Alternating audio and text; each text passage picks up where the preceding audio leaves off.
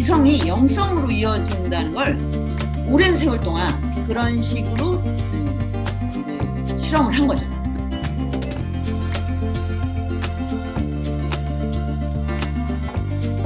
그런 불교를 기다렸던 거예요.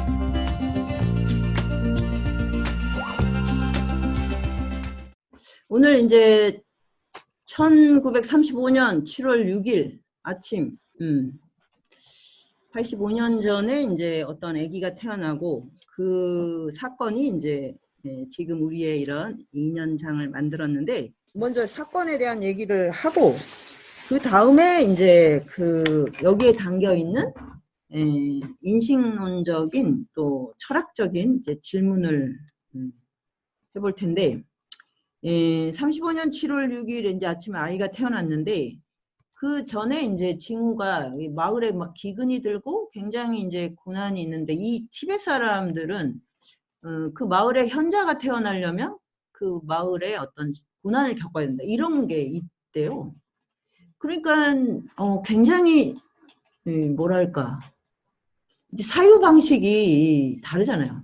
우리는 뭐 이제 그런 사람이 태어나면 좋은 일이 많이 생길 것 같은데 고난을 겪어야 이렇게 생각할 수 있는 거. 그래서 이제 아이가 태어나면서 그런 게 이제 멈추고, 결정적으로 이제 아버지가 이제 시름시름 이제 알았는데, 굉장히 건강하신 분인데 그날 이제 딱 기운이 돌아왔어요. 이제 이런 게 이제 되게 특이하다라고 이제 부모가 이제 기억을 하는 거죠.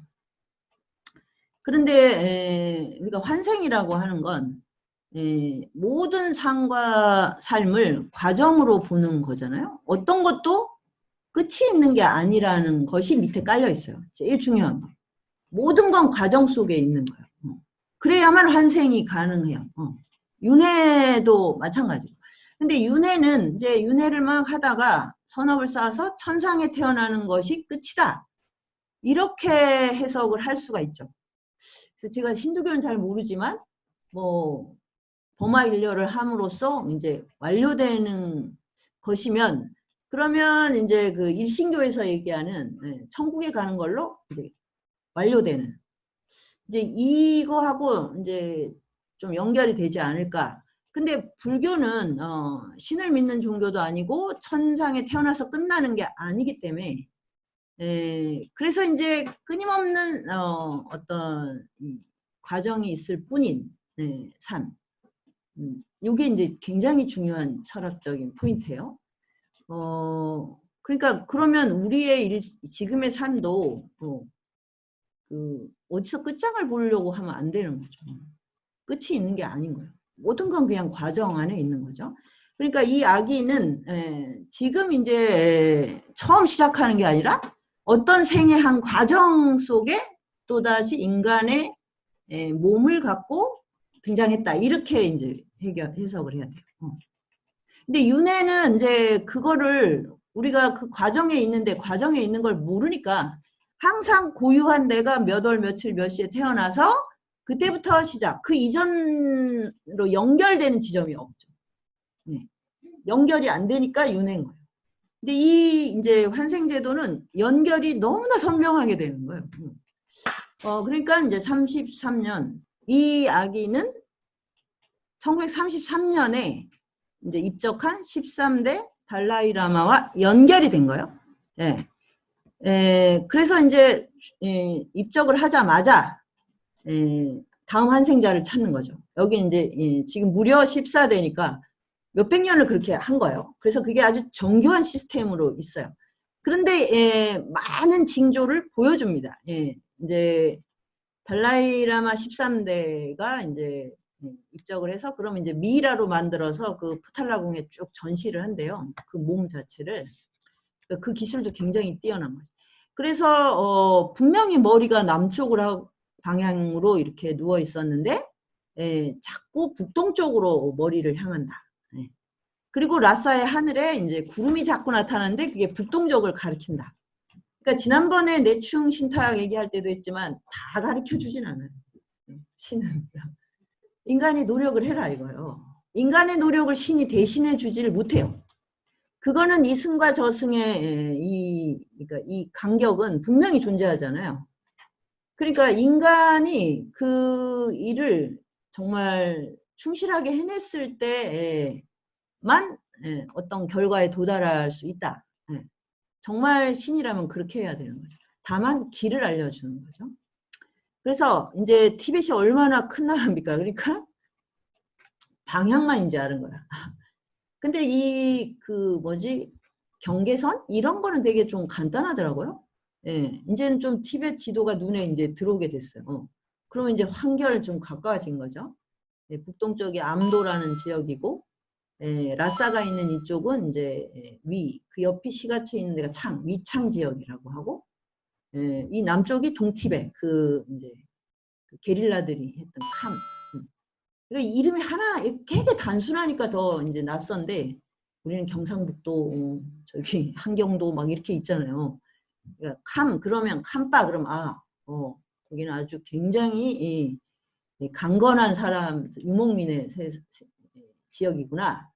예, 암도 지역은 중국하고 이렇게 국경이 연해 있어서 이 14대 달라이라마가 어릴 때 시닝이라는 중국 지역의 방언으로 이야기를 했다는 거예요.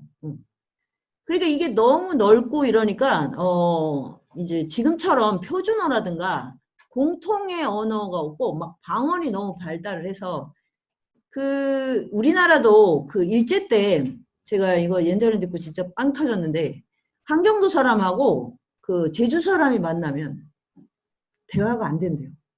한경도 사투리하고 제주도 사투리가. 그러니까 뭐 이 티벳은 어떻겠어요. 라싸 방언하고 이 암도 지역 방언. 거기에 또 이 시골 탁처라는 이제 시골인데 그 이름이 재밌어요. 포효하는 호랑이 뭐 이런 뜻이래요.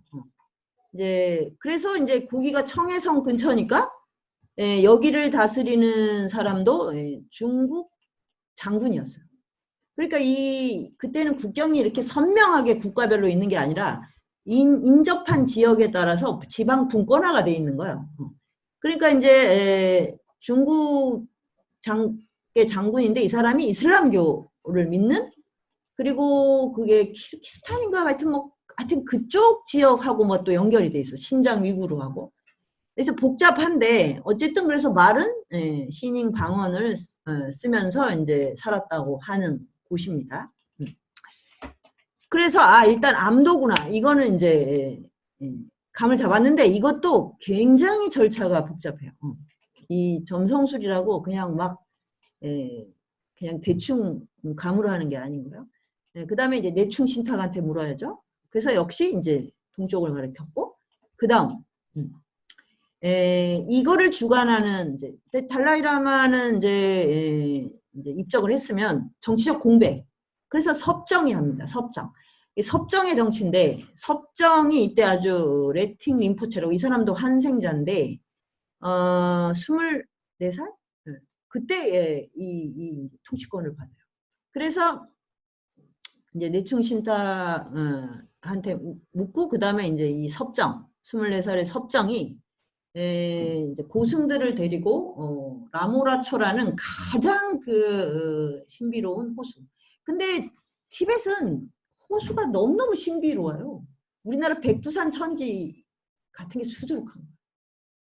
그러니까 저런 곳에 저런 거를 보고 살면 사람이 저절로 그냥 정신적인 세계를 지향하지 않을까?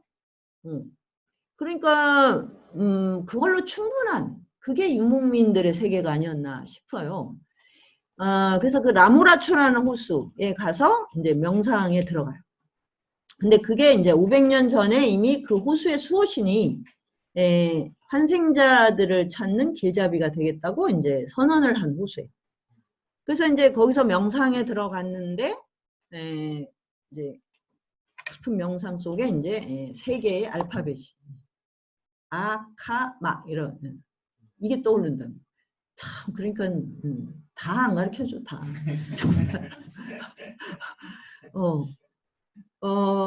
천지와 교감하는 게 참 이 주파수 맞추는 게 참 쉬운 일이 아닌 거죠.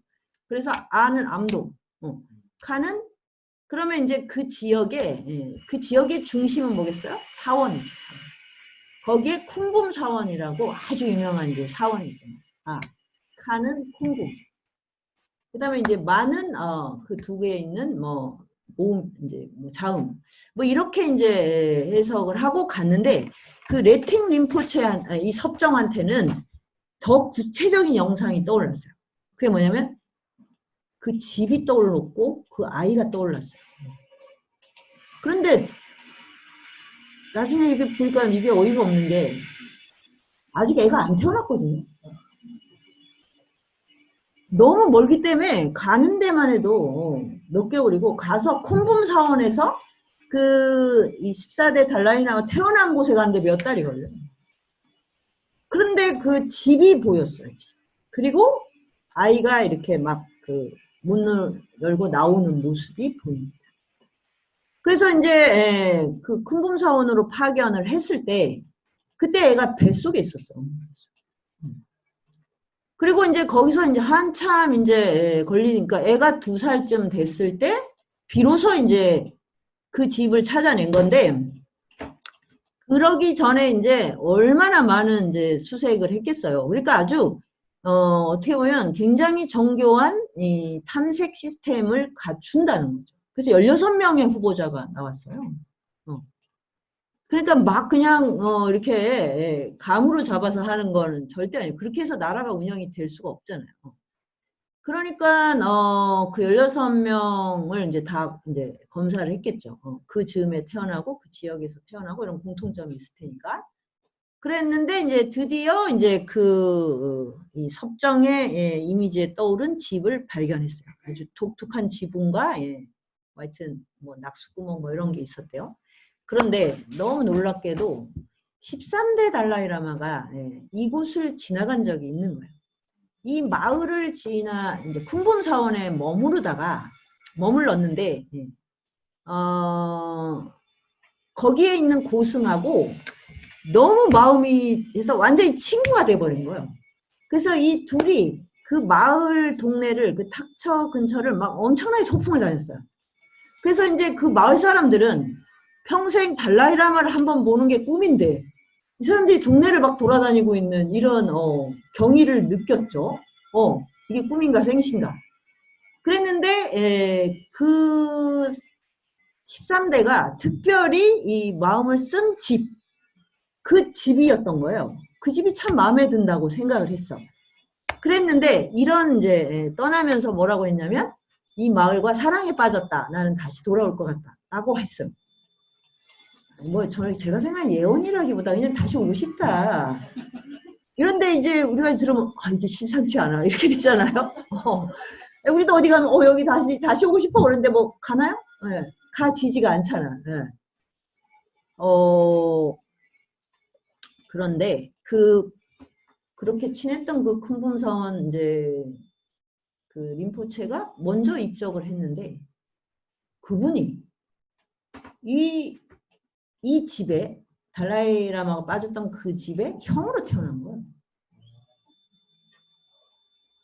그래서 이미 환생자로 검증이 돼서 쿵붐사원에 가 있었어.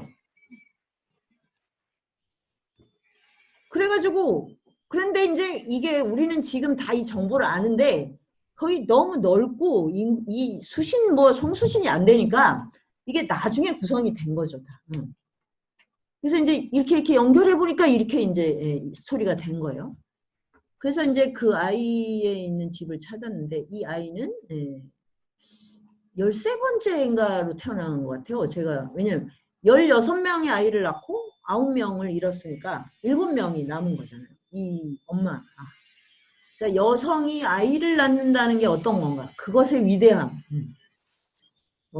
그래서 뭐 그냥 이제 이 14대 달라이 텐진가초, 근데 이름은 라모였어요. 라모. 근데 라모라는 이름도 그 호수 이름하고도 비슷하지만 라모 덴두빈가는데 그게 소원을 성취해주는 여신이라는 뜻이래요.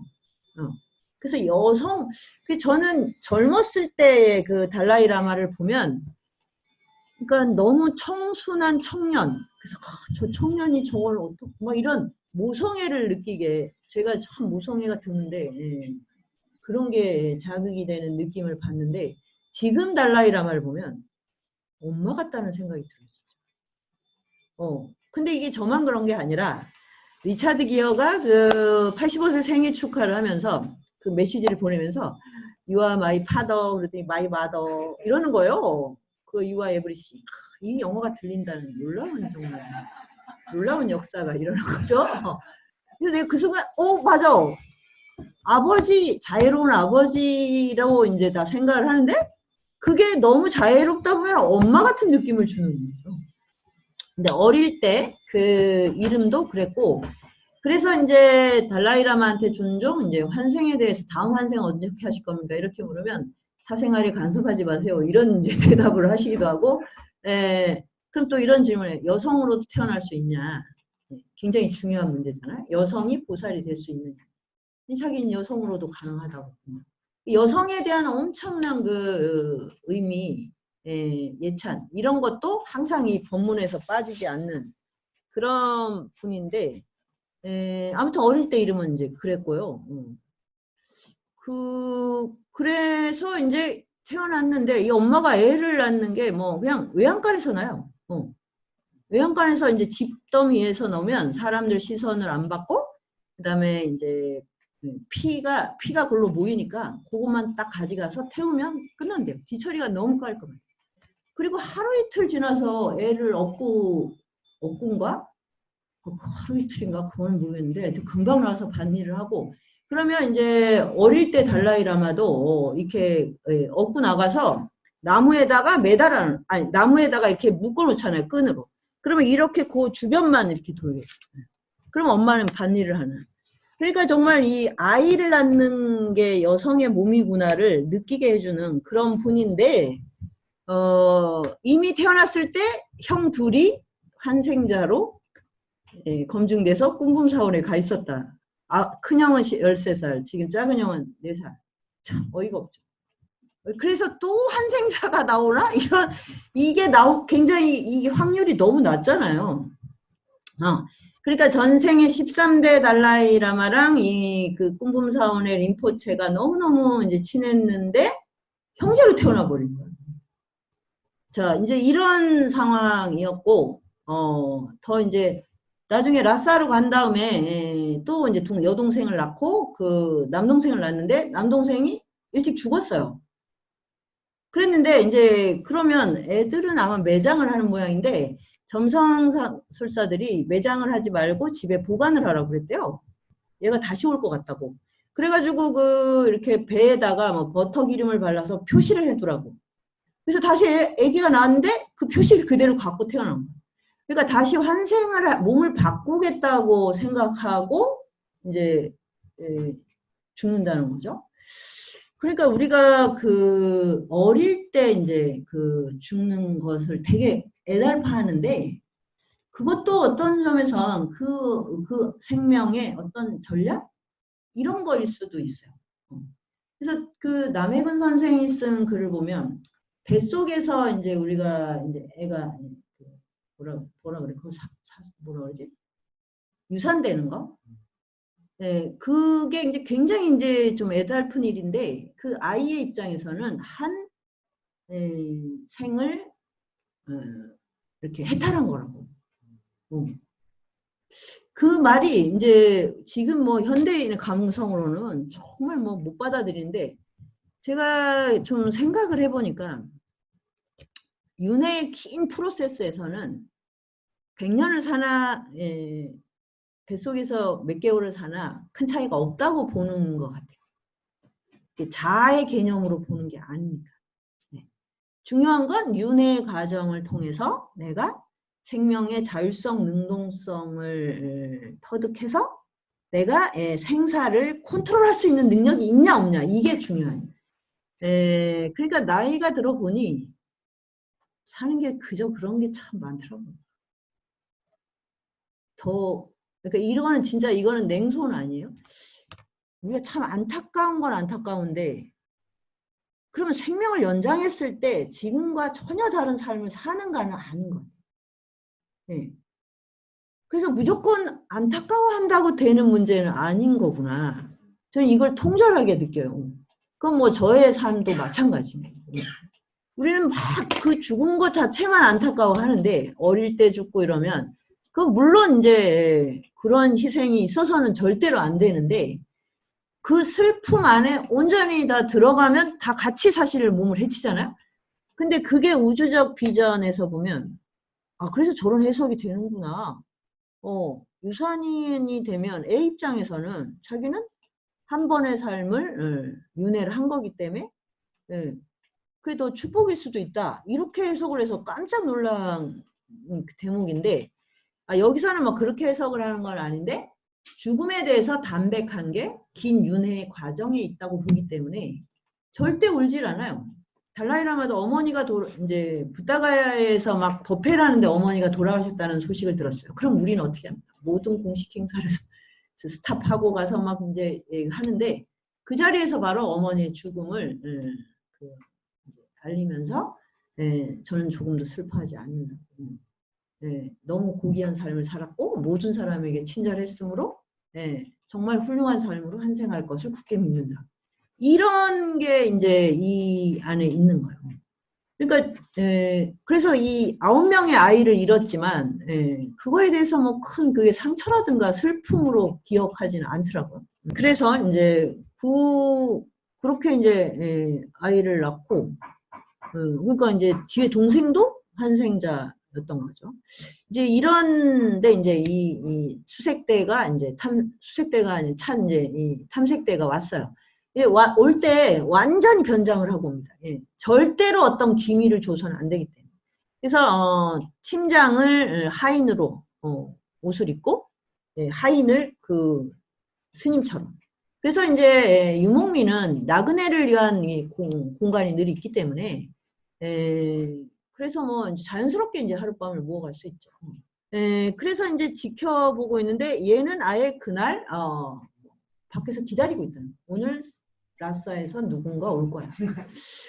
참 이걸 어디까지 민담이냐 이거 전설이냐 이러는데 그래서 이제 바로 이제 그 하인으로 변장한 이 사람이 이제 염주를 왜냐하면 티베트 사람들은 다 불교 신자니까 염주가 있잖아요. 근데 그걸 가지고 그건 내 거야 이렇게 말하더라는 거예요. 그게 13대 달라이라마고. 그래서 그러면 내가 누군지 알면 가르쳐주지. 그랬더니 라마, 세라라마잖아. 세라라는 대사원에서 온 라마. 이런 대화를 주고받는데 이거보다 더 충격적인 일이 있었으니 이 내용은 뭐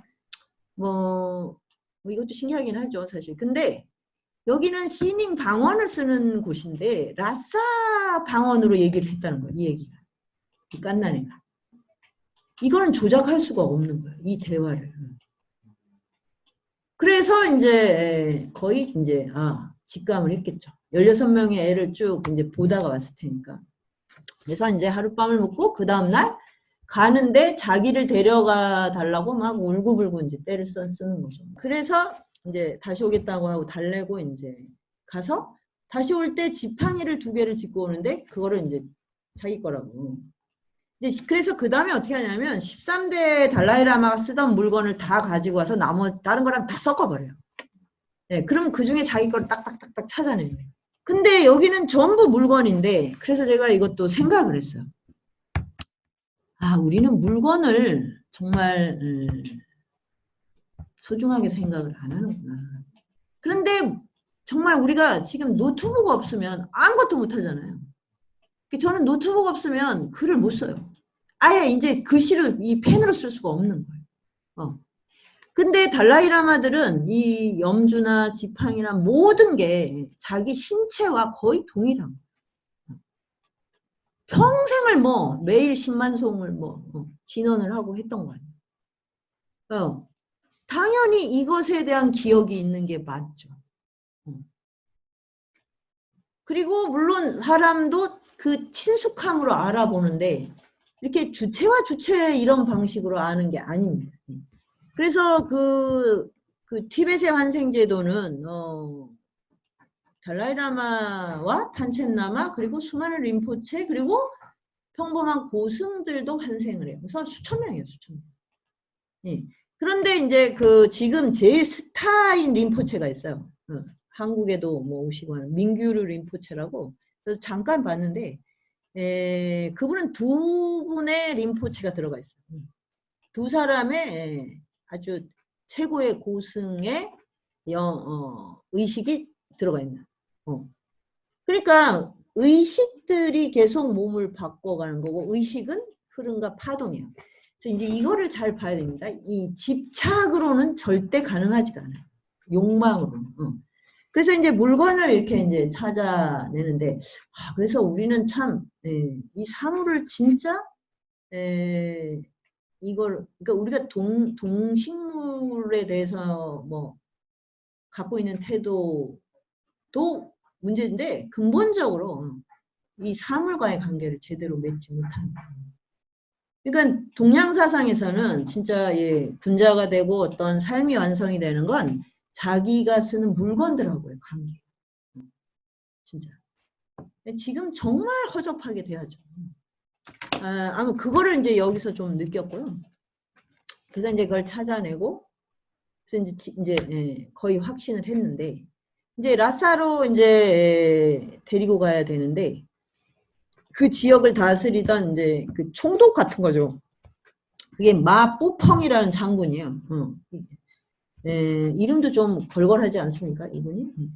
그래서 이 사람이 이 어린 이 라모를 보고 얘가 달라이라마구나, 얘 직감을 했어, 이 사람. 그러니까 근데 얘를 데리고 가려면 돈을 내. 몸값이 있어, 몸값. 처음에 10만 달러인가 해갖고 250만 달러까지 올렸어요. 그러니까 정말 그러니까 이 처음에 겪은 장애가 이건 거예요. 그래서 거의 1년 이상을 꿈금 사원에서 부모가 떨어져서 이 꼬마가. 그래서 거기에 이제 다행히 형들이 있긴 했는데, 큰형, 작은형, 저기 라모, 이 셋이서 그 긴긴 겨울밤에 막 같이 우는 장면이 나와요. 집에 가고 싶어 막 이러고. 얼마나 그렇게 해서. 하여튼 이제 그래서 이제 겨우 250만 달러의 쇼부를 받다는. 그래가지고 그 돈이 다 현금 어디서 나, 그게 가지고 있을 리가 없죠. 근데 참 신기하게 그 실크로드를 거쳐 메카로 순례를 가는 이슬람 상단이 있었어요. 캐러반이라고. 그들이 돈을 어마어마하게 갖고 다니나 봐요. 그들한테 빌렸어요. 대출을 해가지고 라싸에 가면 돌려준다. 근데 이 사람들은 너무 좋은 거야. 왜? 이걸 무거운 걸 지금 낙타에 싣고 가야 되는데, 라싸를 어차피 거쳐가야 되는데 거기 가서 받으면 얼마나 좋아. 참 그래가지고 겨우 돈을, 참 희한한 대출, 길이의 대출, 얼마나 무거웠을까 진짜 그걸 생각. 이제 요런 이제 깨알 같은 스토리가 있고, 깨알이 아니죠 진짜. 그래가지고 이제 드디어 떠났는데 석 달이 걸렸어요. 라싸에 도착. 왜? 멀기도 멀지만 모든 사람들이 달라이라마가 아니어도 림포체라고 생각만 해도 와서 다 축복을 받으려고 온 유목, 이제 저 깊은 고원지대에 있는 분들이 다 내려오는 거야. 그러니까 그걸 일일이 이제 다 이제 축복을 해줘요. 근데 이 깐난애기가 그거를 다 해낸다는 거예요. 근데 이제 이 텐진가초 이분은 내가 모르죠. 이 2살 때는 이제 영상이 남아있지 않으니까. 그런데 지금은 이제 환생자 중에 요 조그만 애기들이 있는데 그 영상은 있어요. 제가 그거 보고 진짜 깜짝 놀랐어요. 저렇게 하는 거구나. 차로 이동을 하는데 길거리에 사람들이 수도 없이 그 이제 비단을 들고 서 있어. 그러면 얘가 창 밖으로 몸을 해서 그걸 해서 이렇게 걸어주는 일을 너무너무 태어나게 합니다. 그 2~3살짜리 남자애가 그러고 가만히 있다는 것도 이건 기적 아니에요? 그것만으로도 저건 환생이 아니고 불가능해. 2~3살짜리 남자애를 어떻게 그렇게 얌전하게 있어, 몇 시간을. 그런 거가 지금, 그러니까 이게 그냥 한 명을 찾아내서 뭐 왕 이런 게 아니라는 거죠. 그래서 석 달이 걸리고 드디어 이제 라싸 근교에 왔을 때 이제 그 섭정이 기다리고 있는 거죠. 섭정이 최초로 이제 이 아이를 영상으로 만났으니까, 그리고 거기서 이제 달라이라마 14대라고 선포를 합니다. 그렇게 해서 이제 그 겨울을 지나고 그 다음에 이제 사자자의 즉위를 해서 이제 4살 반, 5살 때 달라이라마 14대로 이제 인증을 받은 거죠. 그래서 이제 그러면 이 부모들은 이제 바로 귀족이 됩니다. 농민인데 이제 귀족으로. 그래서 이제 궁정 근처에 사는데 왕위에 오르는 순간부터 가족들과는 이제 분리가 돼서 이제 한 달에 한 번 뭐 엄마를 만나고 할 수는 있어도 이 부모의 돌봄 안에서 자라는 건 이제 끝나는 거죠. 이제 그 다음부터는 이제 뭐야, 이 달라이라마는 6살부터 완전 이제 집중 교육을 받고 이제 전부 다 이제 그 성인 남자 승려들 속에서 지내죠. 그런데 그래서 어떻게 해서 이제 이 신성한 존재는 부모도 똑바로 쳐다보면 안 돼. 그러니까 항상 이렇게 고개를 숙이고 쳐다보는 거죠. 그런 이제 그리고 수많은 사람을 축복을 내려줘야 돼. 이런 상황이 돼서 본인은 어땠냐 이게 이제 궁금해서 물었어요. 그걸 이제 느끼게 됐을 때 내가 달라이라마고 이런 신성한 존재구나라고 느꼈을 때 어떤 마음이 들었냐고 했더니 뭐라고 대답했을까요? 답변이 별로 신경 안 썼습니다. I don't care. 그리고 6살 때 내가 달라이라마인가 보다 이랬대요. 그러니까 이것이 이제 이 아이의 마음이잖아요. 그러니까 이제 달라이라마는 지금부터 해야 될 일은 뭐냐? 공부 그리고 사람들을 위한 봉사. 2개밖에 없어요. 그래서 공부하다가 쉬다가 공부하다 이거밖에 없는 삶이 6살부터 시작이 돼요. 그러나 그렇다고 해서 이 6살짜리 남자애가 고분고분 말을 들었겠어요. 그래서 그 이제 궁에 있는 청소부들하고 온갖 장난을 다 치고 틈틈이 그래가지고 뭐 그것도 주변에 진짜 궁을 이제 돌아다니면서 하고 노브린카라는 그 여름궁전에 가면 막 호수랑 뭐 어마어마하게 뭐 놀 게 많. 야생 동물들하고 뛰어놀고 그리고 어릴 때부터 이제 양을 이제 양고기를 먹으니까 양을 이제 잡으려고 이제 가는 그 소리를 들으면 양을 돈을 주고 사서 목숨을 구해주는 일을 합니다.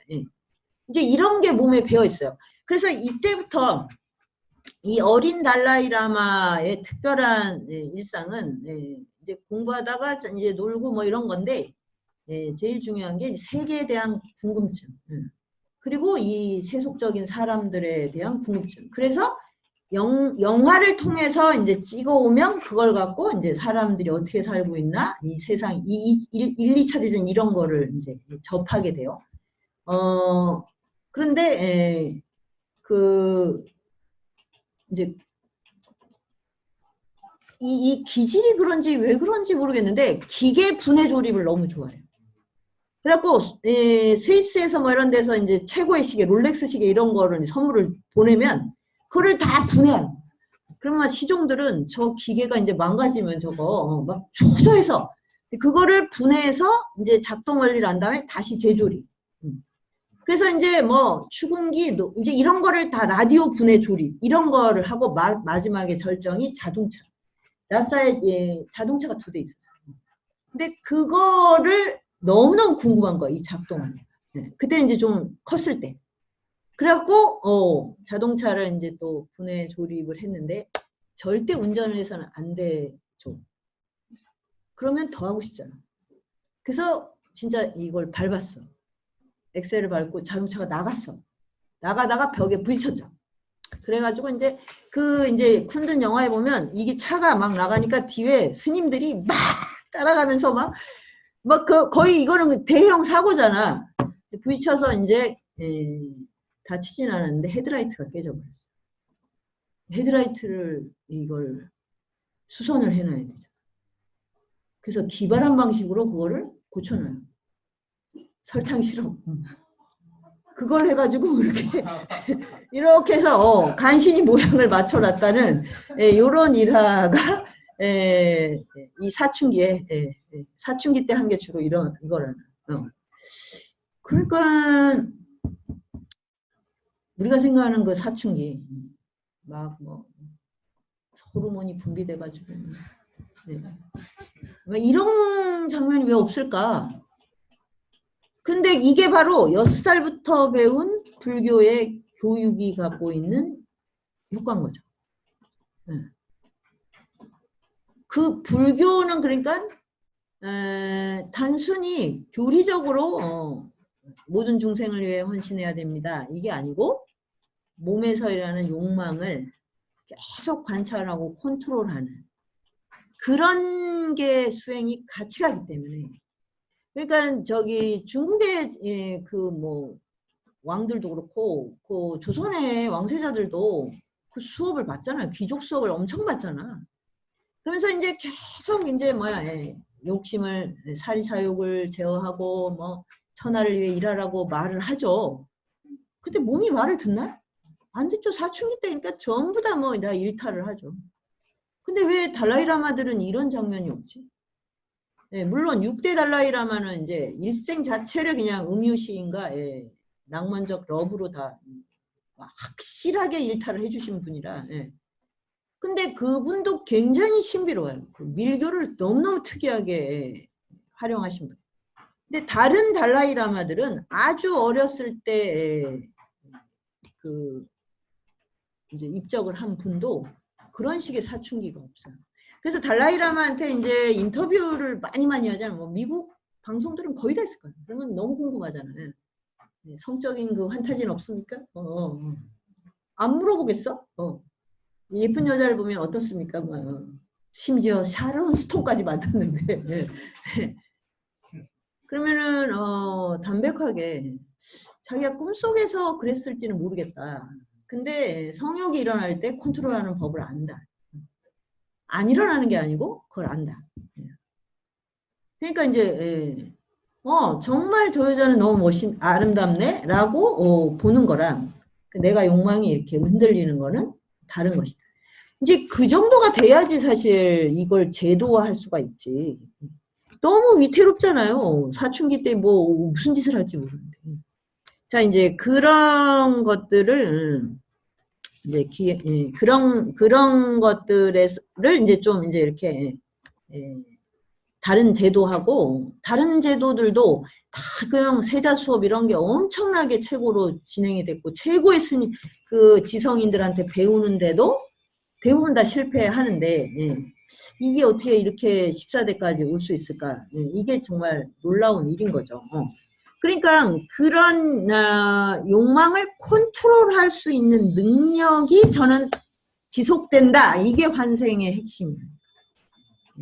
그러니까 우리가 하는 환생은 뭐야? 내가 간절히 원했던 걸 이루는 방식으로 다시 태어나서 뭘 한다잖아. 그거는 정말 윤회의 악업이죠. 악순환. 떨치지를 못한 거잖아. 이게 윤회고 환생을 한다는 것은 내가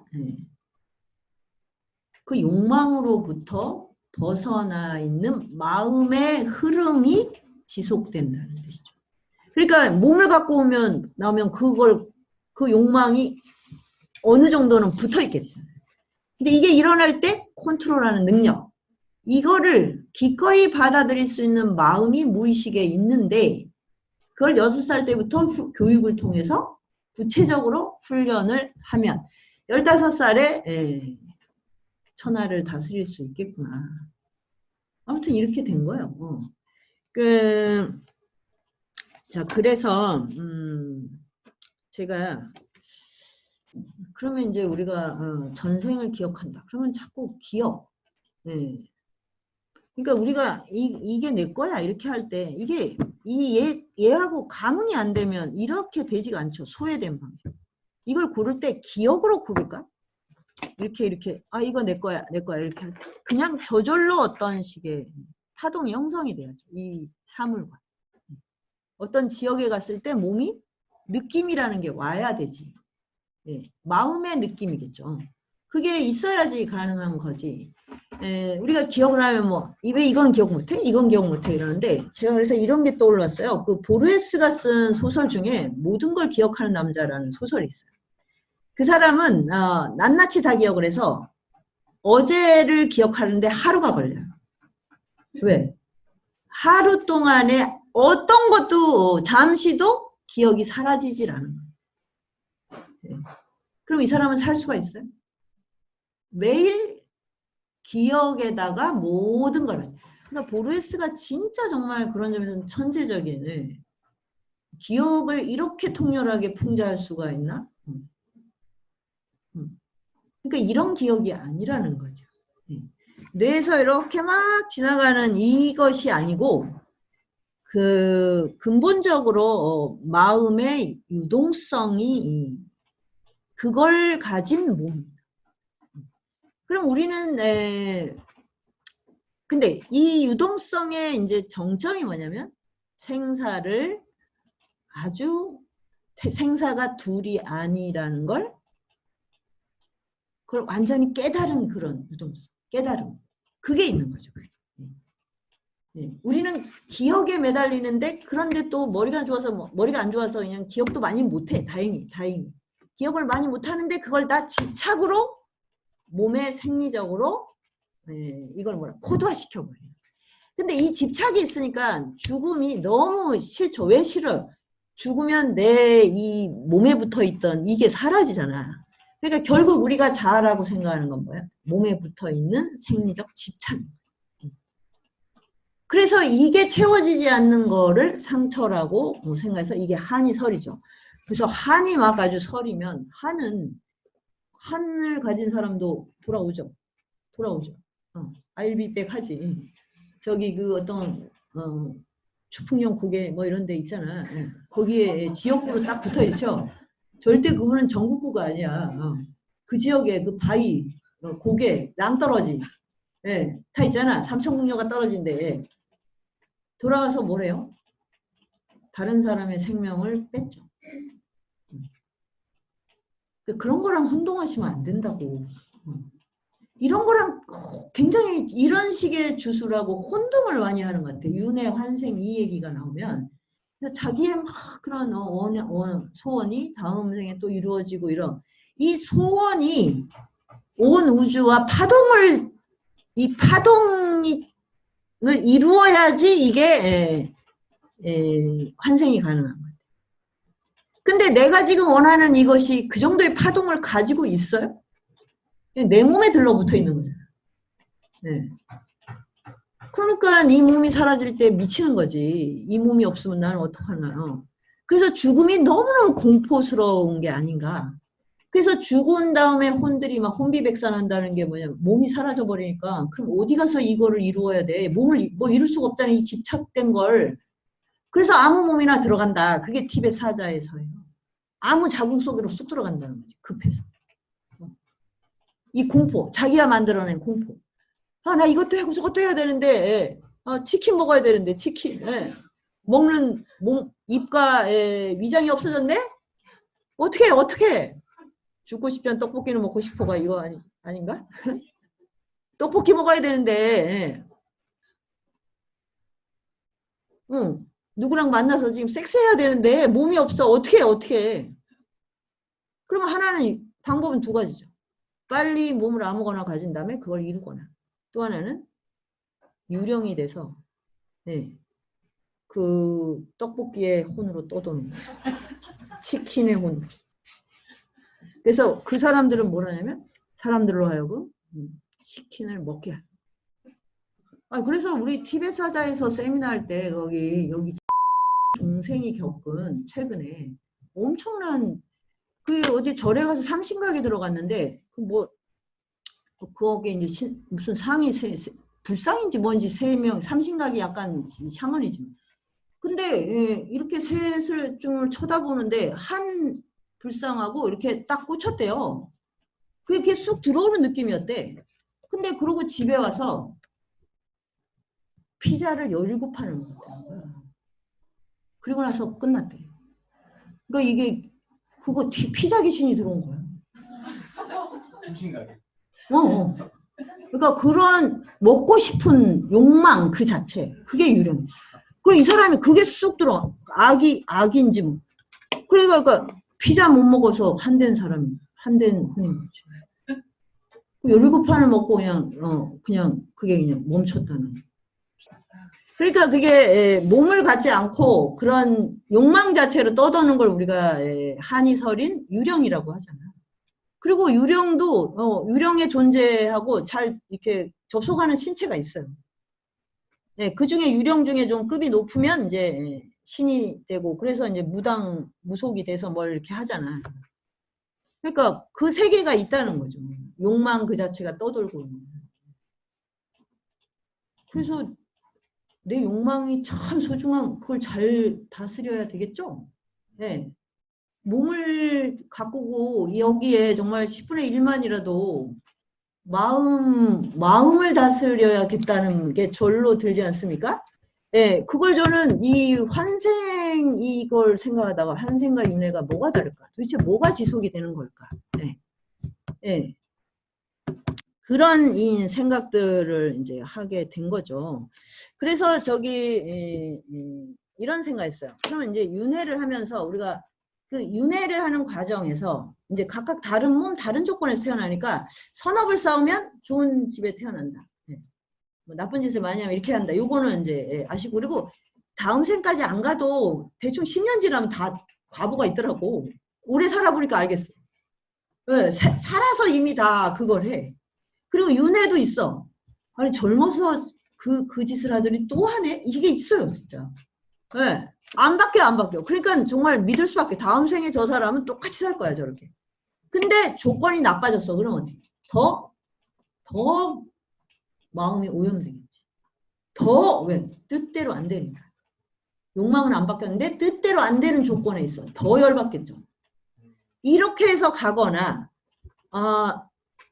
그 이제 선업을 쌓아서 좋은 데 태어났어.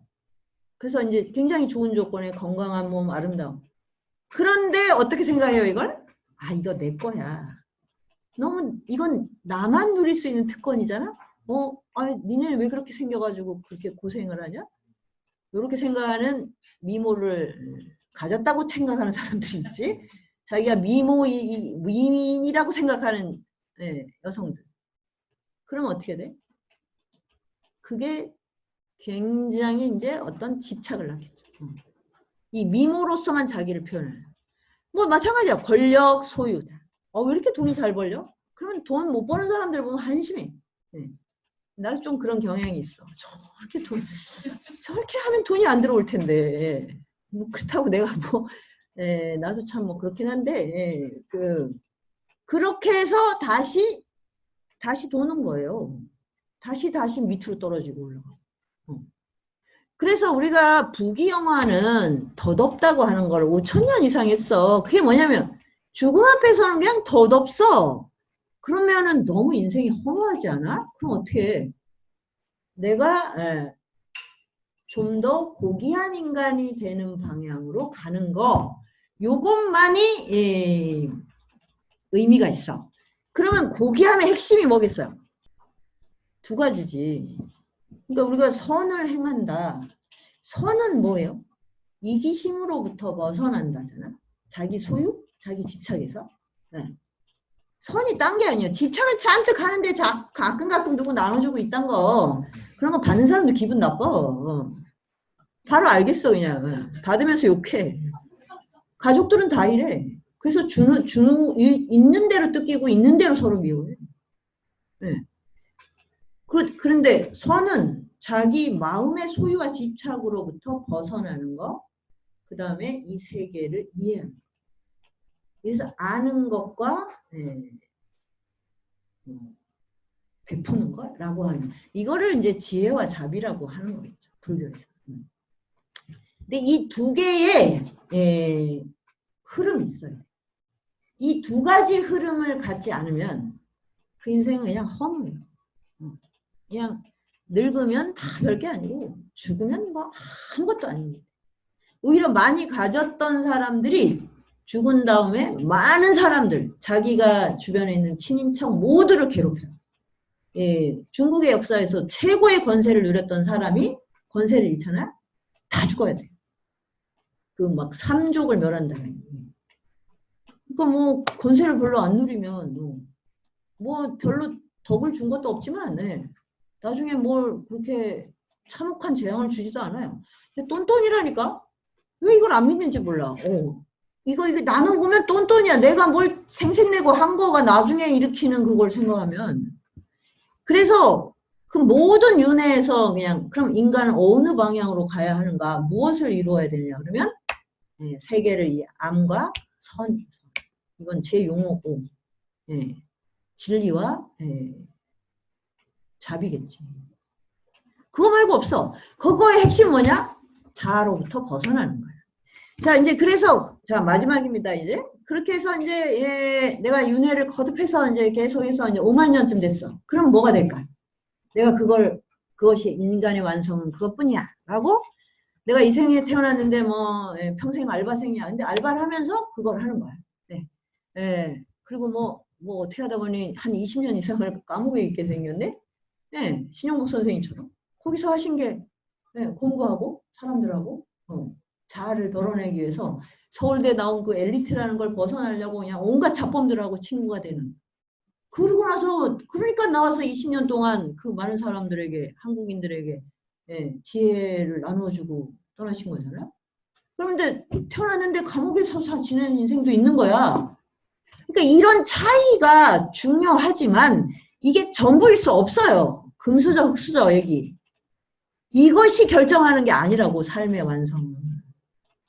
내가 얼만큼 세계를 이해하려고 하는가. 내가 얼만큼 집착으로부터 벗어나는가.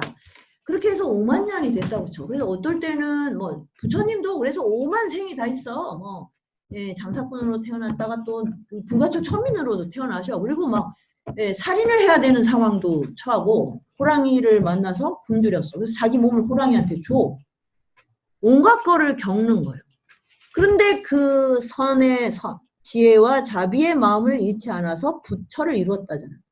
그러면 이것만이 우리가 인생을 생사를 넘어서 나아갈 비전이야. 자, 근데 그런데 5만 년 뒤에 그럼 뭐가 돼? 보살이 되잖아. 보살이 됐어. 그럼 뭐야? 생사를 내가 컨트롤할 수 있게 되는.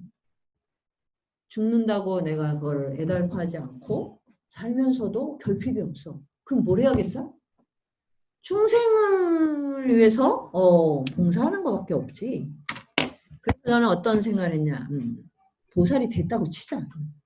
어차피 될 거니까. 그러면 나는 오늘 어떻게 살까? 아, 그러니까 달라이라마 일상이 이해가 됐어. 일상. 매일 아침에 몇 시간씩 명상하면서 중생, 이 허공이 존재하는 한, 중생이 살아있는 한, 나 또한 여기 남아서 이 세상의 고통을 덜어내는 일을 하겠습니다. 는 진언을 매일 틈만 나면 한다는. 내가 이 세상에 사는 이유는 중생에게 봉사하는 일밖에 없어. 이렇게 사는 게 보살이라는 게 이해가 됐어요. 그거를 그냥 깨어있는 시간 동안은 쉬지 않고 하는 거예요. 왜? 그것만이 인간의 완성인 것 같아요. 제가 논리적으로 생각을 해보니. 다른 것이 무엇이 있겠어요? 뭐 신으로 태어난 왕은 이거는 생각할 필요도 없고. 귀부인으로. 네? 다른 무엇이 삶을 자유롭게 해주고 충만하게 해줄까? 네. 그 어떤 것도 다 허무해, 다. 자, 그래서, 자, 이제 이 환생에 대한 얘기를 이 안에 그냥 신기한 티벳의 문화만 있는 게 아니라, 우리 삶에 비전이 있는데, 하나하나를 자기가 좀 치밀하게, 논리적으로 따져보고, 그렇게 하면, 이제 저 같은 이런, 그래, 대출 받자. 어차피 될 건데, 그걸 다른 걸 겪고 나서 그렇게 하나?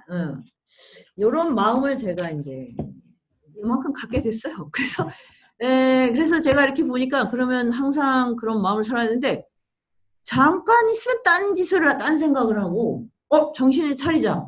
그래서 진언을 외는구나. 그것도 이해를 했어요. 진언이 없으면, 그냥 오늘 있는 흥청망청 산만한 이 생각에 그냥 몰두해 있고, 열심히 한다 그러면 원고를 쓴다든지, 강의를 한다든지, 이런 게 있을 때, 그러고 평소에는 그냥 마음을 항무지로 그냥 내비두는구나. 그것도. 자, 어쨌든 이제 이 첫 번째 이야기, 보따리는, 다 환생을 중심으로 해서, 여기에서 우리가 이제 이 티벳 문화를 만난 거니까, 이거를 그냥 이 문화 이해도 중요하지만 우리 삶이 더 중요하잖아요. 그래서 이 생사의 문제, 그리고 나는 무엇을 향해 살아가고 있는가, 이거를 한번 되새겨 봤으면 좋겠습니다. 이상으로 마치겠습니다.